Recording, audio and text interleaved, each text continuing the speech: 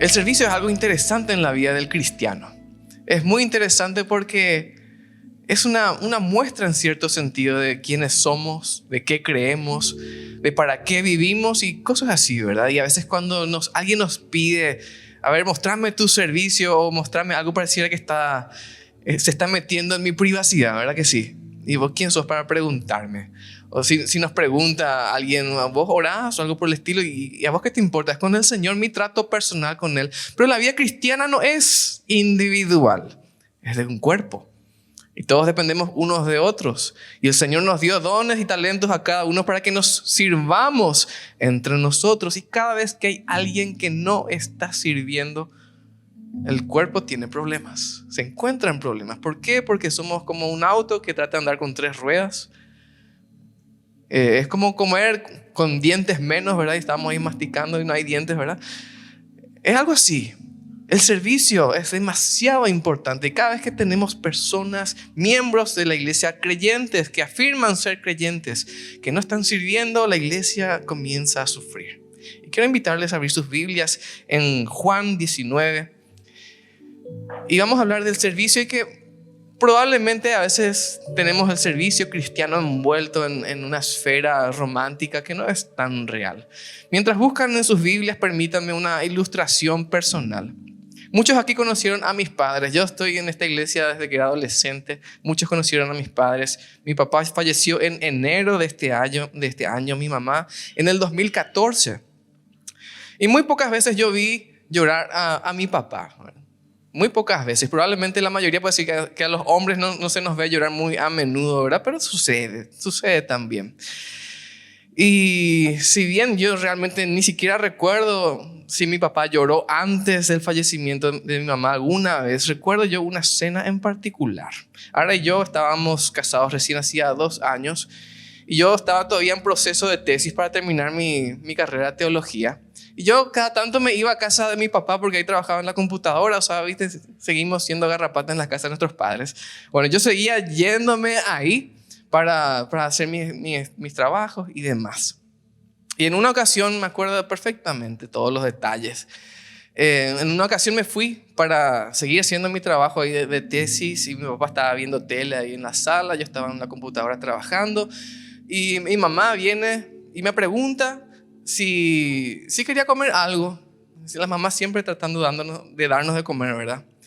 Y me preguntó si quería comer algo, le dije que no. Bueno, se fue perseguida por los 2 salchichas que teníamos cuando eso, ¿verdad? Que andaban detrás de ella así como moscas, ¿verdad? Y yo seguía haciendo mis cosas, mi papá estaba ahí. Después de un rato escuchamos que los perros comenzaron a ladrar. Y ladraban hacia el fondo de la casa, hacia los dormitorios. Y nos fuimos con mi papá a mirar y vimos que los perros estaban ladrando en la puerta del baño. Y ladraban y le llamamos a mi mamá y sabíamos que estaba ahí porque la puerta estaba trancada, pero no nos respondía. Escuchamos por la puerta, pegamos el oído a la puerta, escuchamos que ella estaba ahí adentro, estaba respirando, pero no nos respondía. Abrimos la puerta a las patadas, entramos, le vimos a mi mamá en el piso, ya no nos respondía. Ella había sufrido un ACV en ese momento. Sí, unos minutos después de que había hablado con nosotros. Ahí llamamos ya a mis hermanos, llamamos a la ambulancia, a la policía. En pocos minutos ahí enfrente de la casa se llenó de gente. Y bueno, mi mamá se fue en la ambulancia hasta el IPS, entró a la sala de emergencias. Y recuerdo muy bien también esta escena. Llegamos a ese lugar, ¿verdad? Y cuando entra alguien en la sala de emergencias IPS, no dejan entrar obviamente a toda la familia, solo entra el paciente. Y entra, le meten en la camilla a mi mamá y después de un rato abren la puerta, siempre abren así un chiquitito como para sacar la cabeza nada más. Abrieron un chiquitito y familiar de Beatriz de Salazar. Mi papá se va y ¿cómo se llama? La enfermera que le atiende ahí le hace así y le entrega el anillo de mi mamá a mi papá, su anillo de bodas. Le pone así en la mano, mi papá agarra y yo estaba un poco lejos, pero yo veo que él agarra el anillo y de las pocas veces que tal vez le habré visto llorar a mi papá. Hay momentos, ¿verdad?, en la vida en los que sabemos que algo está pasando. Algo grave está pasando, ¿verdad? Que sí, hay momentos en que nos damos cuenta, esto no es una circunstancia normal. No es algo que pasa todo el tiempo, no es algo que podemos dejar pasar como un evento más. Nos damos cuenta, este es un momento en el que tenemos que actuar. Este es un momento en el que hay que hacer algo. No puedo dejar nomás que la vida pase delante de mí. No, algo tengo que hacer. Hay momentos que son así, muy, muy puntuales tal vez. Y hay momentos en que son momentos en los que decimos, bueno, yo no puedo este momento contemplar todo esto que está pasando y dejarlo pasar yo mismo lleno de indecisión. Yo digo, creo algo, yo digo, yo sostengo esto, yo creo que soy esto, pero dejo que la vida pase delante de mí porque estoy completamente indeciso incluso en cuál es mi esencia más básica en la vida, cuál es la esencia de mi ser, para qué estoy aquí en la tierra. Y al leer el Evangelio de Juan, lo que vamos a leer el capítulo completo de Juan 19, vemos que el Señor Jesús venía enseñando, Él venía enfrentando situaciones difíciles, venía la gente, le hacía la contra, había quienes le odiaban y le manifestaban eso. Y todo ahora, lo que vamos a leer ahora es una de las partes más complicadas del Evangelio. Les pido que lean conmigo Juan 19. Como les digo, vamos a hablar esta mañana del servicio y esos momentos en los que deberíamos darnos cuenta de que algo está pasando. Juan 19, 1 en adelante dice así: entonces tomó Pilato a Jesús y lo azotó. Estamos hablando del tiempo de la crucifixión ya. Los soldados entretejieron una corona de espinas y se la pusieron sobre la cabeza. Lo vistieron con un manto de púrpura y venían hacia él y le decían: ¡viva el rey de los judíos!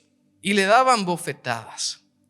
Pilato salió otra vez y les dijo: he aquí, se lo traigo fuera para que sepan que no halló ningún delito en él. A la gente que quería matarle le dice eso Pilato.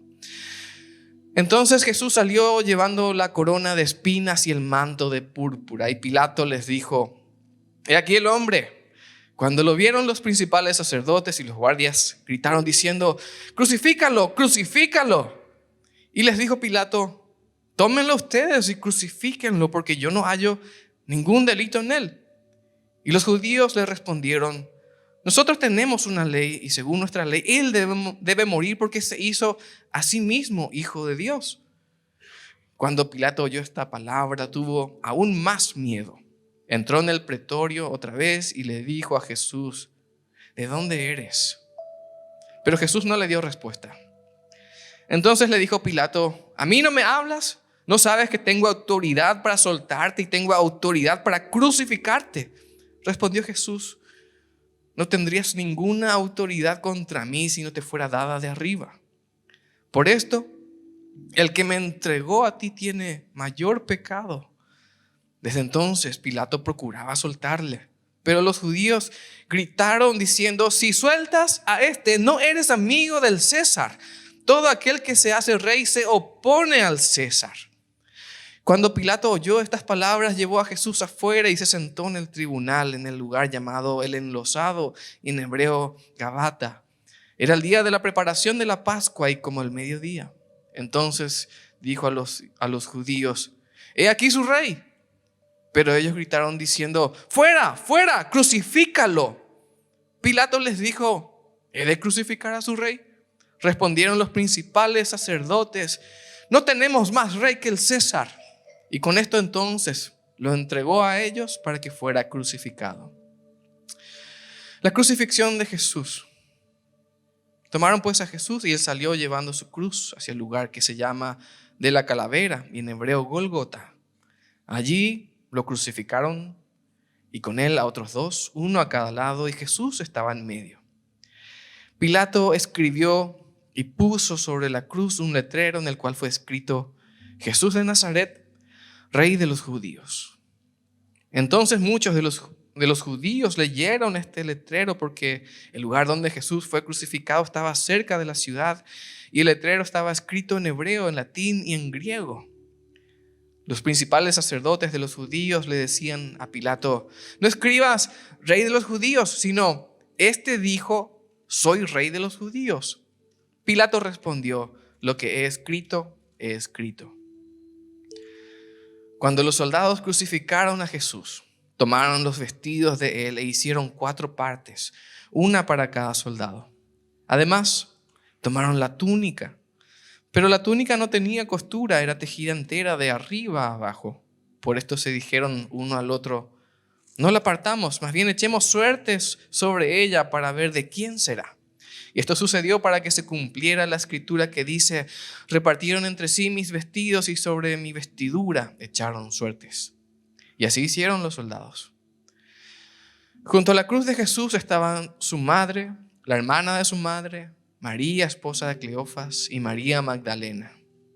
Cuando Jesús vio a su madre y al discípulo a quien amaba de pie junto a ella, dijo a su madre: mujer, he ahí tu hijo. Después dijo al discípulo: he ahí tu madre.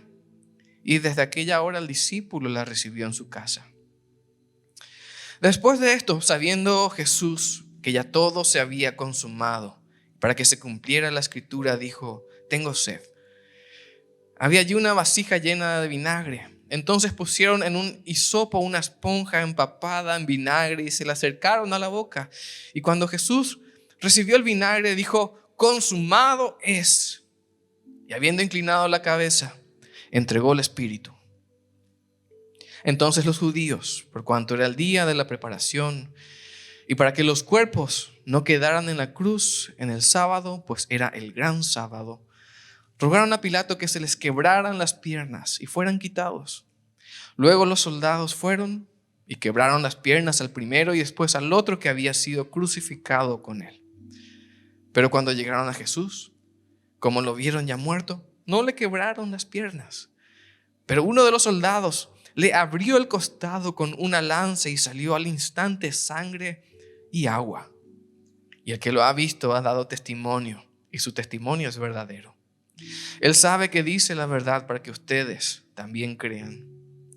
Porque estas cosas sucedieron así para que se cumpliera la escritura que dice: ninguno de sus huesos será quebrado. También otra escritura dice: mirarán al que traspasaron. Después de esto, José de Arimatea, que era discípulo de Jesús, aunque en secreto por miedo a los judíos, pidió a Pilato que le permitiera quitar el cuerpo de Jesús. Pilato se lo permitió. Por tanto, él fue y llevó su cuerpo. También Nicodemo, que al principio había venido a Jesús de noche, fue llevando un compuesto de mirra y aloes como de 34 kilos. Tomaron pues el cuerpo de Jesús y lo envolvieron en lienzos con las especias, de acuerdo con la costumbre judía de sepultar. En el lugar donde había sido crucificado había un huerto, y en el huerto un sepulcro nuevo, en el cual todavía no se había puesto a nadie. Allí pues, por causa del día de la preparación de los judíos y porque aquel sepulcro estaba cerca, pusieron a Jesús. Hasta ahí la lectura de la palabra de Dios. Un pasaje impactante desde todo punto de vista. Y me quiero concentrar en la última parte, en donde aparecen 2 discípulos que habían vivido su amor al Señor con timidez, con vergüenza, con miedo, con frialdad tal vez, pero que ahora en este momento de la crucifixión eran desafiados a salir a la luz. José de Arimatea y el otro, ¿cómo se llamaba? Nicodemo. Gracias, Javi. Podríamos decir que eran 2 discípulos que se mantuvieron en secreto por temor hasta el día de la muerte del Señor Jesús. Y me gustaría hacer una reflexión sobre esto, más que un análisis teológico, una reflexión sobre lo que estaba sucediendo. Y espero que al mirar esto, al reflexionar en esto, podamos ver nuestra propia vida espiritual. Y tal vez ver, ¿soy yo como José de Arimatea? ¿Soy yo como Nicodemo? Tuve la misma actitud tal vez todo este tiempo. En el principio pregunté: ¿cuántos quieren servir al Señor? Y muchos levantaron la mano. Tal vez muchos levantaron las manos que quienes ya están sirviendo. Tal vez muchos levantaron las manos gente que quiere servir pero ahora mismo no lo está haciendo. Me gustaría hablar en esta mañana de 2 oportunidades que tenemos de servir al Señor. Solamente dos. Probablemente podamos distribuir esto en más oportunidades, pero dos oportunidades. La oportunidad de servirlo a pleno y con todo lo mejor que tenemos, o la oportunidad de servirlo a la última hora, en el último instante. Dos oportunidades y vamos a ver a qué estoy esperando yo. ¿La de ahora o la de la última hora? Primero, la oportunidad del servicio pleno. Dos hombres que tenían algunas cosas en común, por lo menos dos cosas en común. ¿Cómo se llamaban? José de Arimatea y Nicodemo. Ambos eran figuras de autoridad para todo el pueblo judío. José de Arimatea era miembro del Sanedrín o del concilio, dice unas traducciones. Además era un hombre rico, era un hombre distinguido, era un hombre que, como lo describe la propia Biblia, era alguien que esperaba el reino de Dios, esperaba que llegue ese momento. Marcos 15, dice la Biblia a partir del verso 42, Marcos 15, 42, cuando llegó la noche, porque era la preparación, es decir, la víspera del día de reposo. Estamos leyendo el mismo pasaje, pero en otro evangelio. José de Arimatea, miembro noble del concilio, que también esperaba el reino de Dios, vino y entró osadamente, dice, a Pilato. En Juan leemos que él se fue y pidió el cuerpo. Ahora leemos más detalles. Entró osadamente a Pilato, pidió el cuerpo de Jesús, y Pilato se sorprendió de que ya hubiese muerto. Y haciendo venir al centurión, al soldado, le preguntó si ya estaba muerto. E informado por el centurión, dio el cuerpo a José, el cual compró una sábana y, quitándolo, lo envolvió en la sábana y lo puso en un sepulcro que estaba cavado en una peña. E hizo rodar una piedra a la entrada del sepulcro. Y María Magdalena y María su madre miraban dónde lo ponían. A veces leemos en la Biblia que José de Arimatea pidió el cuerpo y lo llevó, y parecía que fue tan rápido, ¿verdad? Fue como apretar un botón y se hizo una descarga y terminó. No, probablemente tomó horas hacer todo esto. Y esta sí que es una manera dramática de introducirse a la historia de la salvación. Pero él no fue solo. ¿Quién estaba con él? ¿Quién? Nicodemo estaba con él, y leemos de vuelta en Juan 19 que luego de que José de Arimatea llevara el cuerpo, desde el verso 39 dice: Nicodemo, el que antes había visitado a Jesús de noche, sabemos que lo veía solamente de noche en secreto, vino trayendo un compuesto de mirra como de 100 libras, y tomaron el cuerpo de Jesús y lo envolvieron en lienzos con especias aromáticas, según era la costumbre en ese tiempo para sepultar a los judíos. Esta no fue la primera aparición de Nicodemo, en realidad. La de José de Arimatea sí, pero Nicodemo no. Aunque ciertamente fue la más atrevida, la más dramática también de sus apariciones. Él ya había aparecido en el propio evangelio de Juan en otras ocasiones. Algunos piensan que él se acercó a Jesús de noche y en la oscuridad porque no quería ser relacionado con Jesús, o que la gente pensase que él era un discípulo de Jesús. En el capítulo 3 de Juan es donde Jesús y Nicodemo hablan acerca del nuevo nacimiento. ¿Recuerdan? Si quieres ser salvo, entrar al reino de los cielos, tienes que nacer de nuevo, y está toda esa explicación que le da Jesús ahí.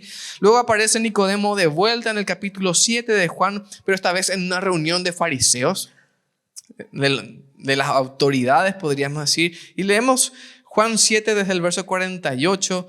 Luego de que ellos habían mandado a oficiales a arrestar a Jesús, ellos vinieron y le dijeron: nunca escuchamos a alguien hablar como habla este hombre. Eso fue lo que dijeron la gente que intentó arrestar a Jesús.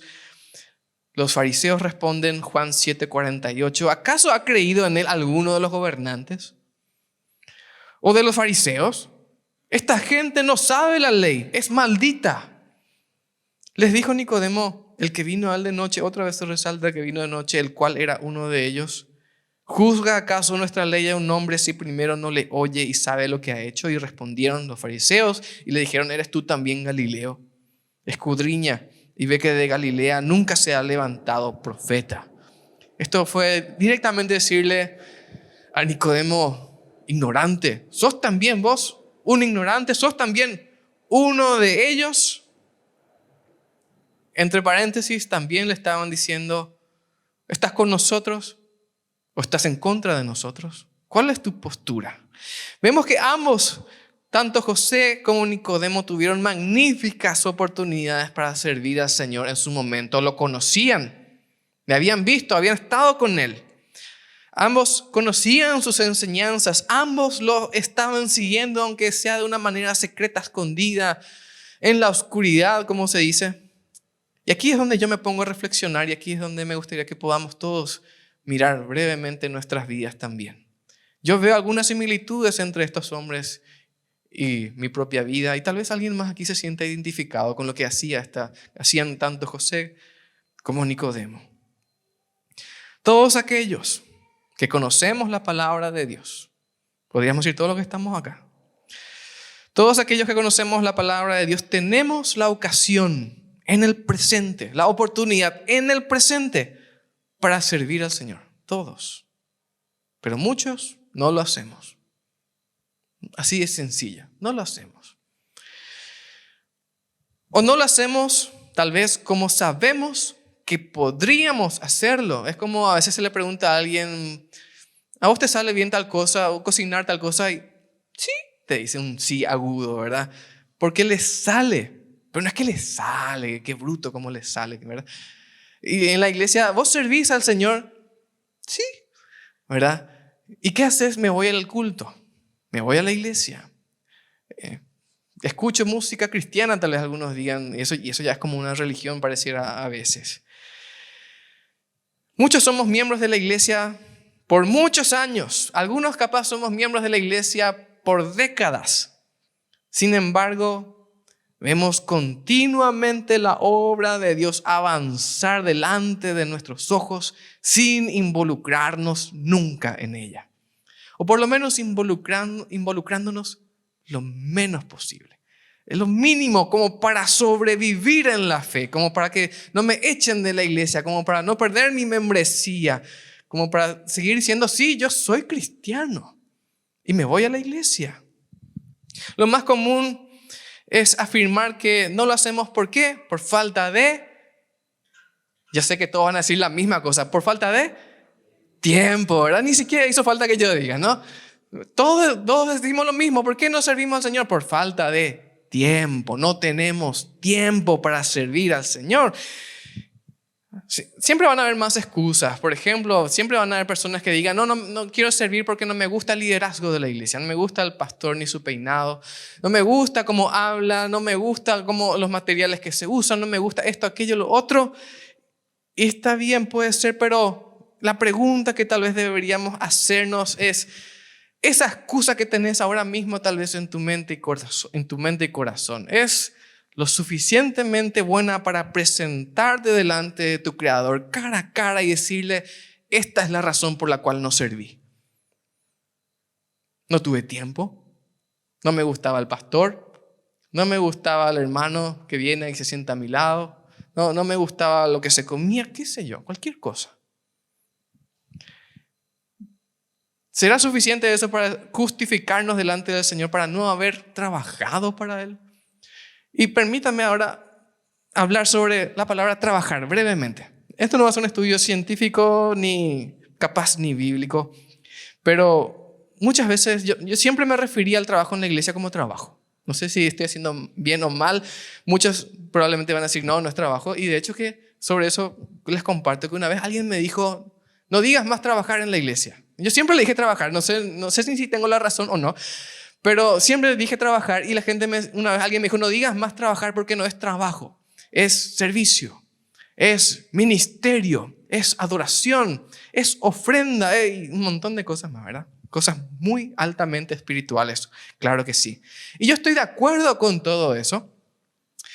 Pero a medida que pasan los años y veo mi propia vida y veo mi iglesia y veo los hermanos de la iglesia, quienes conozco, algunos de hace 20 años o más incluso, yo veo que hemos envuelto al servicio en la iglesia, lo envolvimos de algodones, Rosa, y los envolvimos de almohadones, de algodones, de sentimientos, de emociones y muchas otras cosas más que no tienen precisamente nada que ver con servicio.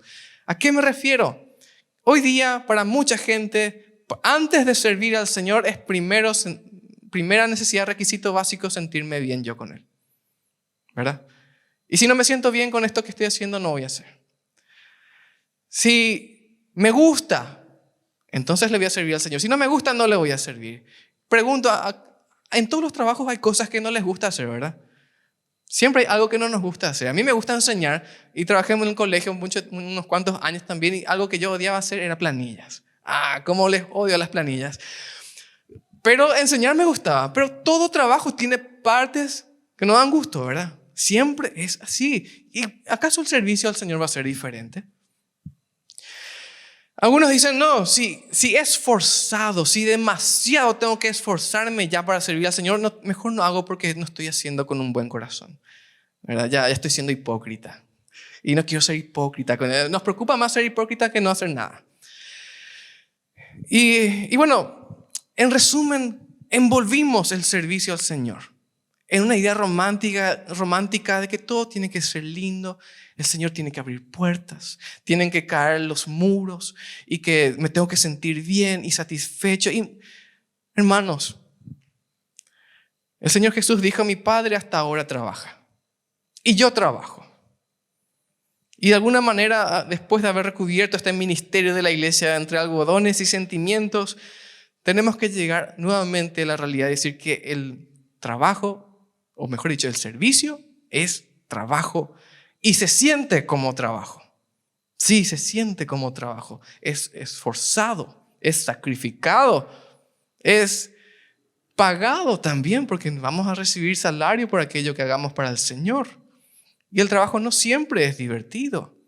A diferencia del trabajo secular que tengamos, tu trabajo en la iglesia no siempre va a ser gratis. No, vas a vas a tener que pagar para poder trabajar para el Señor. ¿Por qué? Porque los cristianos ponemos de nuestra plata para servir al Señor también. Eso es lo normal, es lo habitual. Pero no, el Señor tiene que abrir puertas primero. No, vamos a quitar un poco ese envoltorio que le pusimos al servicio cristiano. El servicio cristiano requiere sacrificios. Requiere que sacrifiques tu tiempo de descanso, tu tiempo, tu dinero, diversiones, muchas otras cosas. Al mismo tiempo que hacerlo con alegría, con una sonrisa, ¿sí? Vibrante, siempre, sirviendo al Señor con gozo.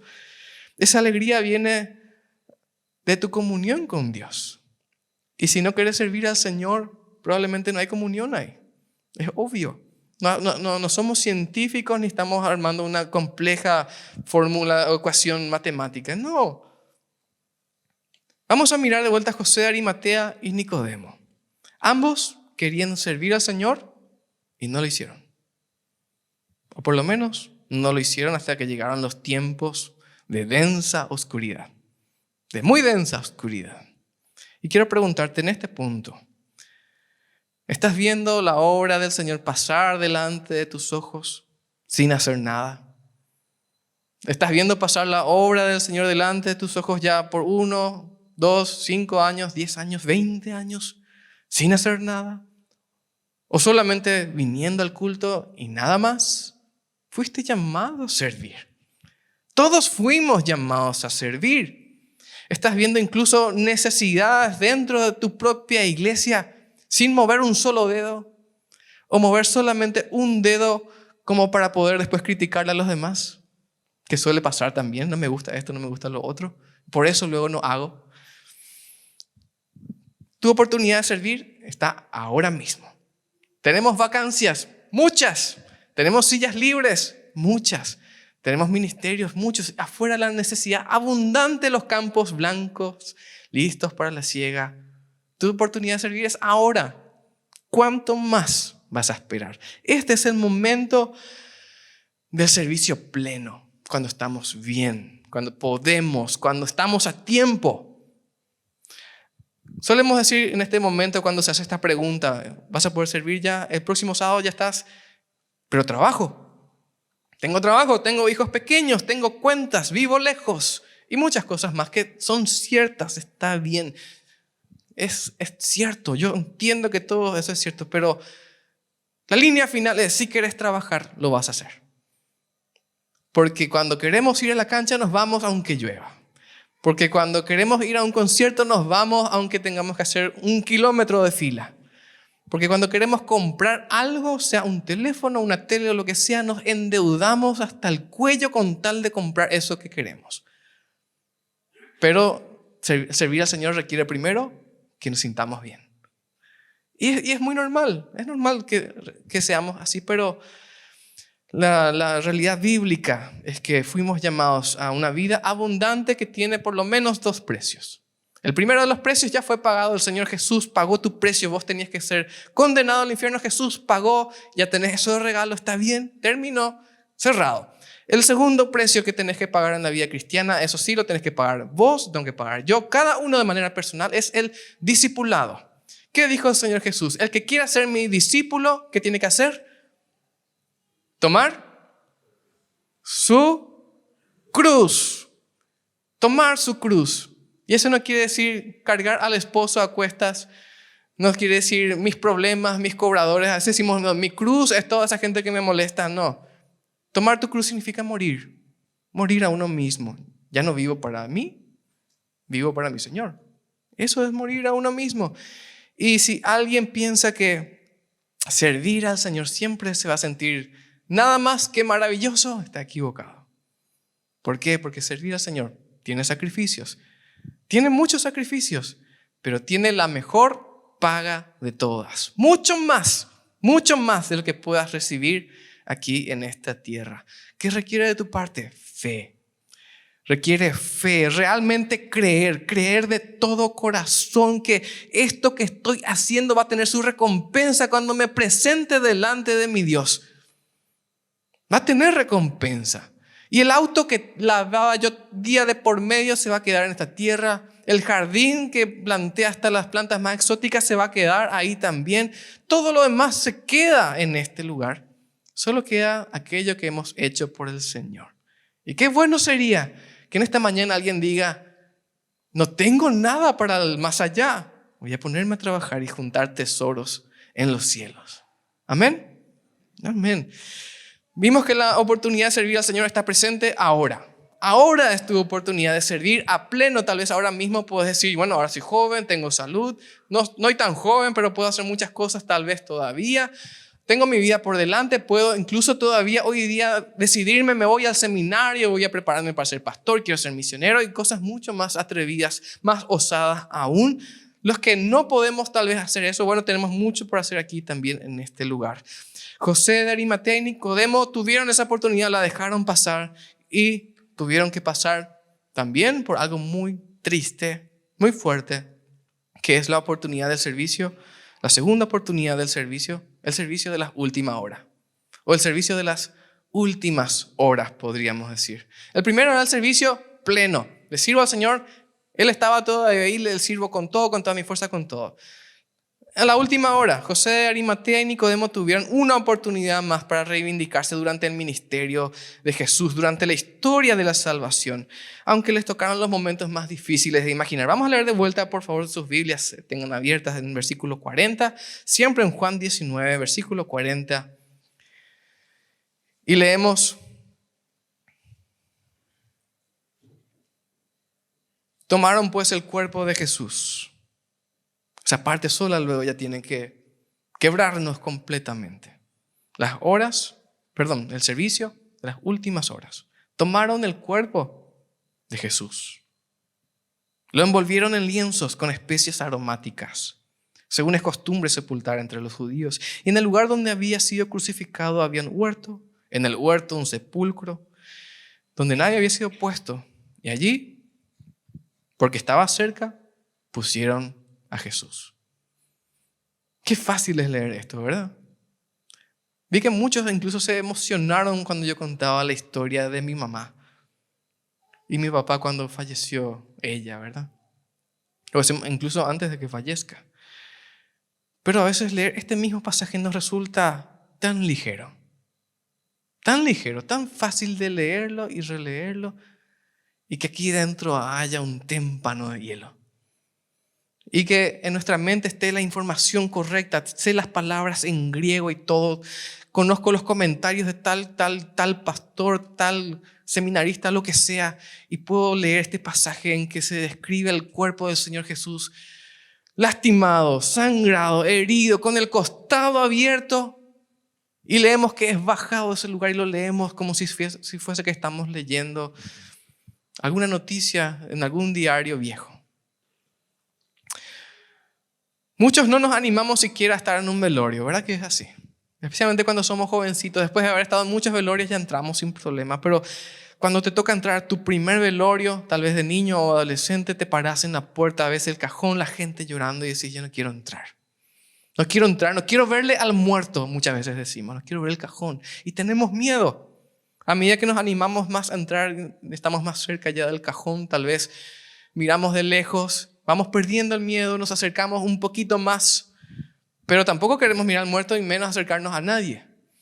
A medida que pasa el tiempo, aprendemos a sostenernos, manejar un poco mejor esa situación, pero normalmente donde nos trancamos, incluso de por vida, no nos animamos a acercarnos a la familia porque decimos, no sé qué decir, no sé qué decir, mejor me quedo lejos, no quiero entrar y decir una tontería, entonces mejor me quedo lejos.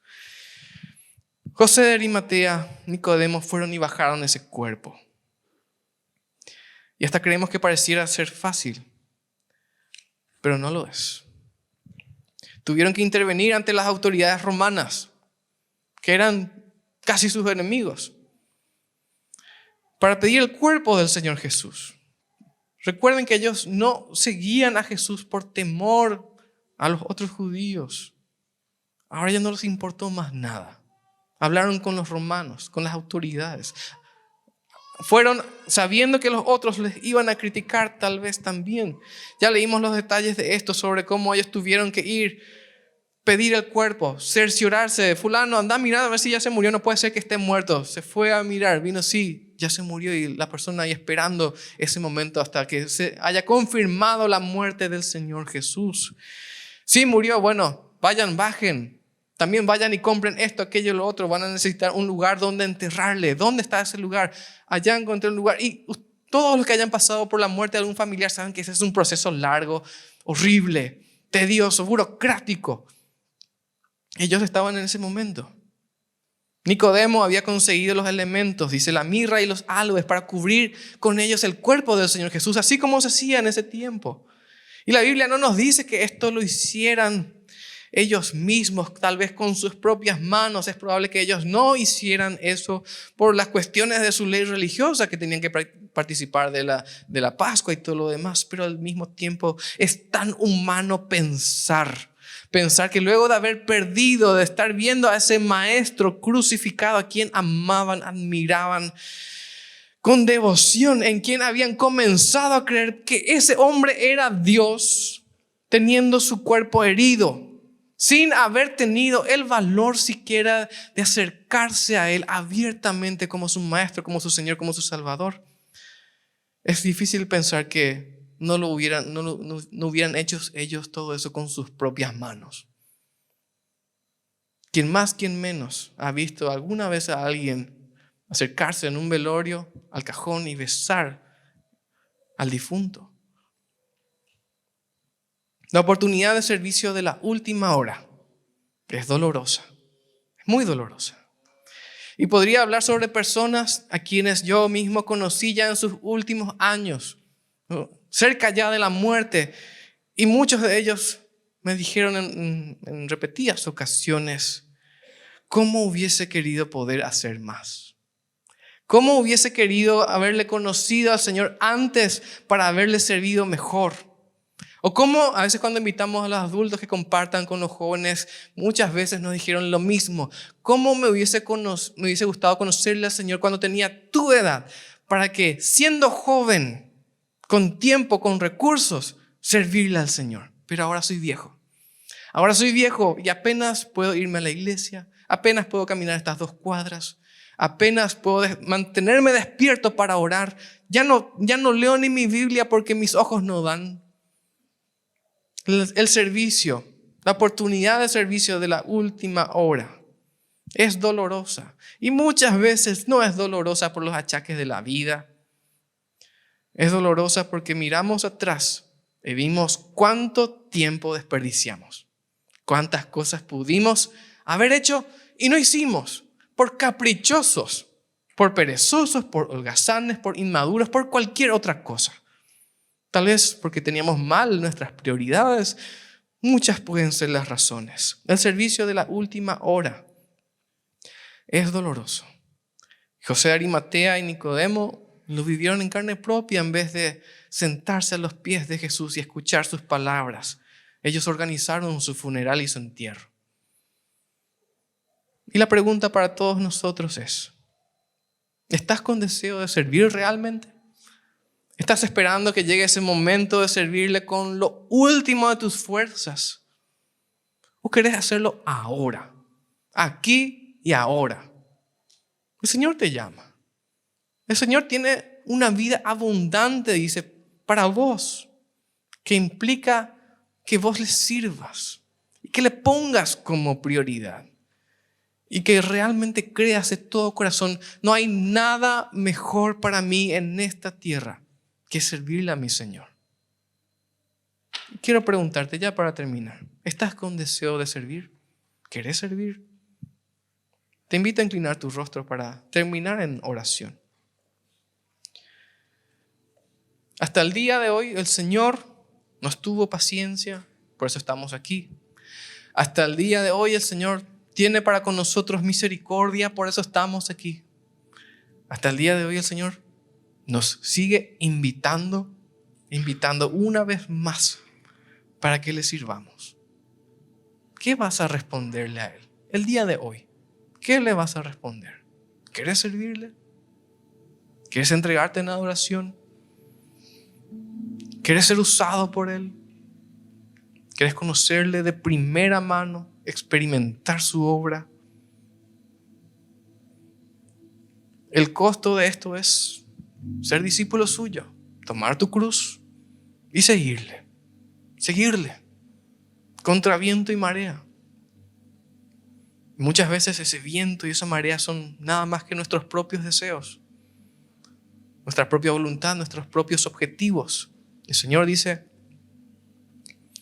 que tenemos que buscarle a Él antes que todo lo demás, y lo demás viene por añadidura.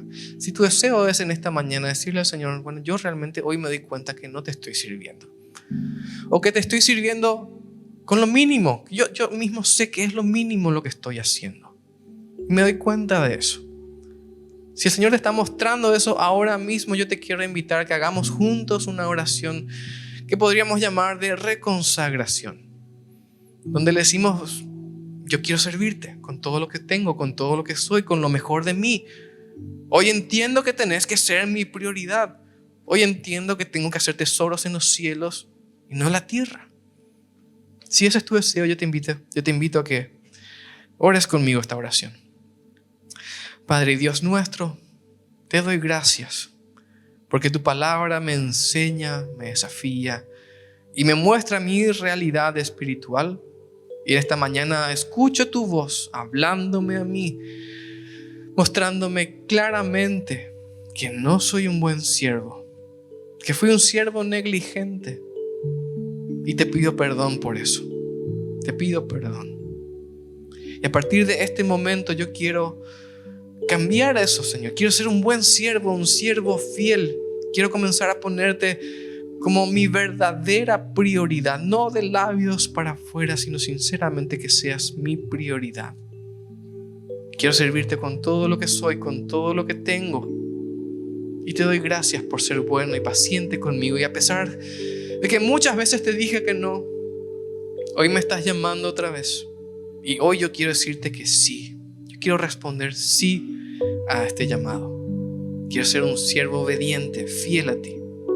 Te ruego que me ayudes a mantenerme firme en esta decisión. Te doy gracias y oro en el nombre del Señor Jesús. Amén.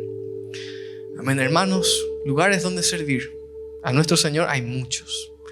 La necesidad es abundante, podríamos decir, apremiante. Basta mirar a nuestros costados y vemos que la necesidad es grande. Que el Señor nos llame, que el Señor nos convenza, que Él haga su obra a través de nosotros. Amén.